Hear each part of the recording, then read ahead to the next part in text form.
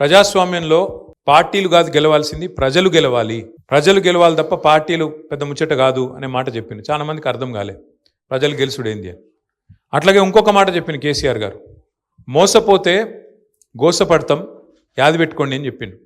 ఇలా ఎవరు గోసపడుతున్నారు రాష్ట్రంలో? చూడండి మీరు ఒకసారి తెల్లారి లేచి పేపర్లు చూస్తే, ఆ టీవీలు చూస్తే లైన్లలో ఎక్కడికక్కడ ఇప్పుడే కమలాకరణ చెప్తుంటే నవ్వినాం మనందరం.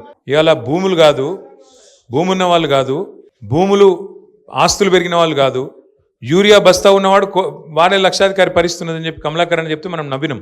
కానీ ఇవాళ నిజంగా కూడా ఎంత బాధాకరమైన పరిస్థితి తెలంగాణ వ్యాప్తంగా. నల్లగొండలో నిన్ననే ఒక తమ్ముడు యూరియా కావాలని ఒక గిరిజన సోదరుడు, లంబాడ సోదరుడు ఆందోళనలో పాల్గొంటే ఆయనను గుంజుకొచ్చి పోలీస్ స్టేషన్లో పెట్టి 3rd డిగ్రీ టార్చర్ చేసి ఉల్టా కేసు బనాయించి ఇంటికి పోయి భార్యను బండబూతులు తిట్టి ఇవాళ ఆయన నడవరాని పరిస్థితిలో కుంటుకుంటా తిరుగుతుంటే నేను ఆ వీడియోలలో నేను చూసిన. జగదీశ్వర్ రెడ్డి గారిని రిక్వెస్ట్ చేసి, అన్న మీరు పోయిరండి, ధైర్యం చెప్పిరండి ఆ పిల్లగాడికి, అవసరమైతే వదిలిపెట్టొద్దు వీళ్ళను, అవసరమైతే మానవ హక్కుల కమిషన్ పోవాలి, అవసరమైతే మనం ఇక్కడ SC ST కమిషన్ కూడా పోవాలని చెప్పి జగదీశ్వర్ రెడ్డి గారిని ఇప్పుడే పంపించి వచ్చిన.